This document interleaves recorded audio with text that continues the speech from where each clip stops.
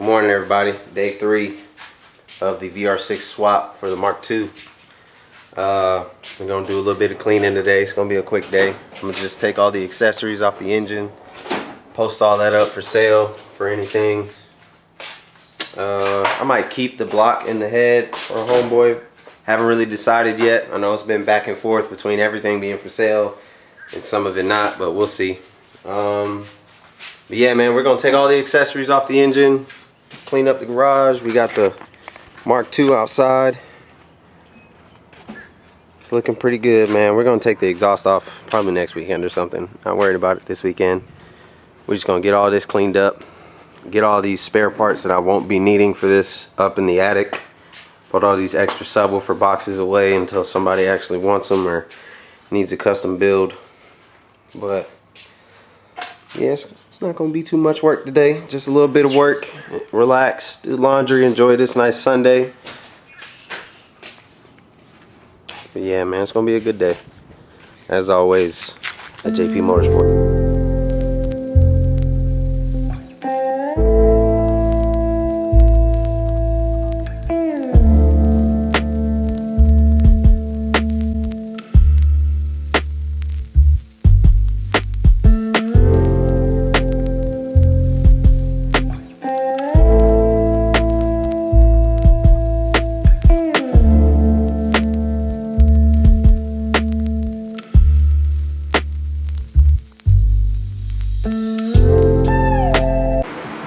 Alright, we got the transmission off now and the intake manifold, distributor, front mount.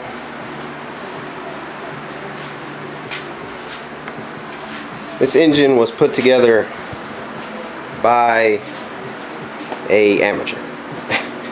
Half the bolts were loose, half the studs are missing. I mean, he pretty much took this intake manifold off by hand, no tools. Yeah. So, but hey, man, that's why when you buy old cars like this, even if you're not doing a swap like this, it's good to, you don't have to take the engine all the way out, but while the engine's in the car, take that thing apart, see what's been done, see what's wrong, see what wasn't done right. Because when I bought this car, there were vacuum lines that weren't connected, the fuel pump wasn't even connected.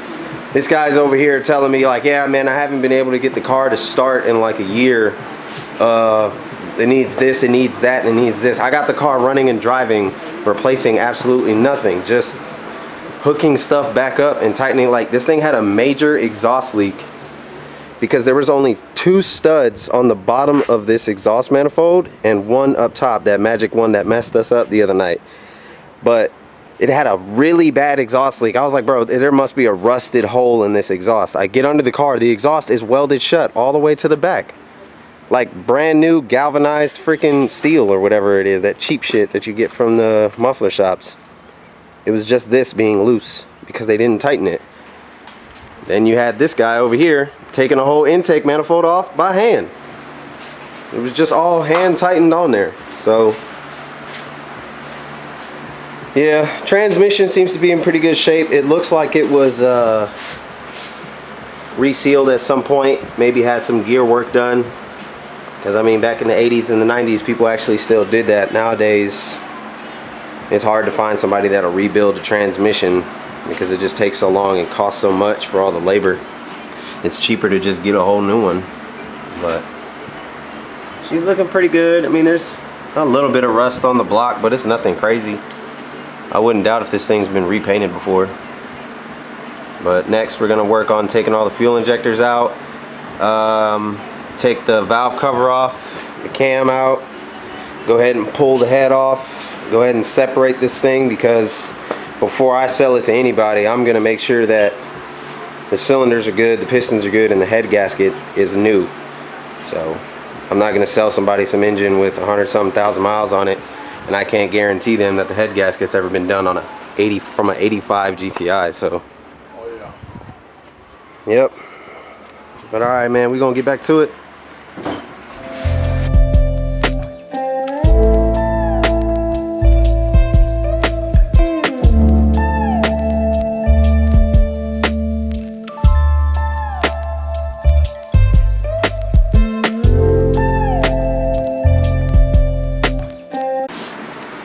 Alright, we got most of the accessories off except for the water pump and the oil filter housing, but everything else is off.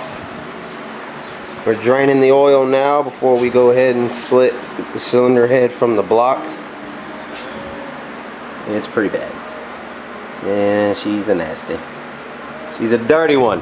Yep. But yeah. Almost there. Once we separate it, we'll inspect the engine, see what kind of shape it's in, then start putting stuff away, putting parts in boxes, start posting all this up for sale, get this back in here, clean up the garage a little bit, and relax for the rest of the day. It's been a pretty good weekend. We made a lot of progress. Spent no money on doing any of this. So all that budget stuff I'm telling y'all about, man, is fun. This stuff is really fun, especially when you do it with your best friends. So I already have the VR6 block and head. I'm getting parts on the way from Germany from my dad's garage. Boy, Alan pulling up. Oh, we got Alan in the high. Mk2 Gti. That Ford Fiesta J. Yeah, that Ford Fiesta J. She. You better tell him, Mk2 Gti. JP Motorsport got some surprises coming Yeah, up. JP Motorsport got some big surprises coming up. We're gonna decal all of these cars, man. Everything. Once it's official, you'll see it everywhere. What are we doing over here, guy? $25. What are we doing here, guy? $25 for what? $25 for a fuse holder. What? Where'd you get that from? The flea market. $25. Okay. Somebody, what happened yesterday there, Mr. Allen? Huh? Go ahead and tell the people what happened. He's getting to it, man. Oh, the heat, yeah, yo. Yo, stupid behind was over here bumping too hard. That's what was you doing. Melted that thing. Fucking. It was worth it. Got the sun blaring on the amp. Like, it was worth it, man. Just bumping. What'd you say? Mine almost look like that too, but it still work. Bro, this the best way you can get, bro. That's because you got boss. Yeah. I mean, it held up for a year though, so I'm not Focus. too mad, There we go. man. Focus. Yeah, that look way better than the boss shit. Yeah. There we go. There we go. Come on. Whatever. This fuse for this bitch is huge. How many ponies you got in here, boy? 20. About 20 ponies. Hirsch purse. Like donut. Hirsch purse. But all I need, man. Shout out to Donut, man. He makes good videos. And he got a Mk2. And he got that Mk2. He got a Golf, right? Yep. Yeet. Almost color of his. Yeet. Alright, well. Go ahead, show that. Yeah, let's show them 20s. Them 20s. Hey, we gonna paint these brakes too. Y'all stay tuned for that. Go ahead in the comments. Drop a comment if you think we should do yellow or red on the Brembos. And then we may or may not put the RS logo on there just to mess with people. But we'll see. Drop a comment, man. Let me know. Red or yellow? What you think? I'm thinking yellow, like the Trackhawks, baby. But we'll see. Got all the unnecessary stuff in the attic. Now we got a lot more space for the incoming VR6 parts, Mk2 parts, whatever you want to call it. So now, getting cleaned up a little bit. Got only what we need down here for now. I got these from upstairs from Kyle's donor Mk2, which are gonna go on the front of that for VR6. So may still look messy to y'all, but trust me, it's a lot better. So now, next thing, so we're gonna put those back on the Mk2. So I'm feeling like I want to go back to the classic look. Alan got me wanting to do that, so that's next. We decided also not to take the head off and everything because for right now I don't have an engine stand, so if I take the head off I really won't be able to pick the engine up or move it or maneuver it easy.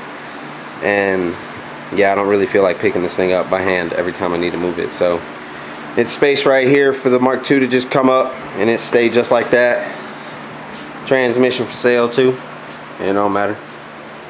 So yeah, that's pretty much it for the Mark II progress for this weekend. Appreciate y'all for watching. We gonna go ahead and get to some Mark III action for a little bit. Just something simple, doing some tail lights. But appreciate y'all for watching. Like, comment, subscribe on this channel, please. I'm about to start posting a lot of content on this build, and Alan's Mark III build. So we're gonna have a lot of stuff to do, and it's gonna be a lot of content coming your way. Appreciate y'all for watching. Peace.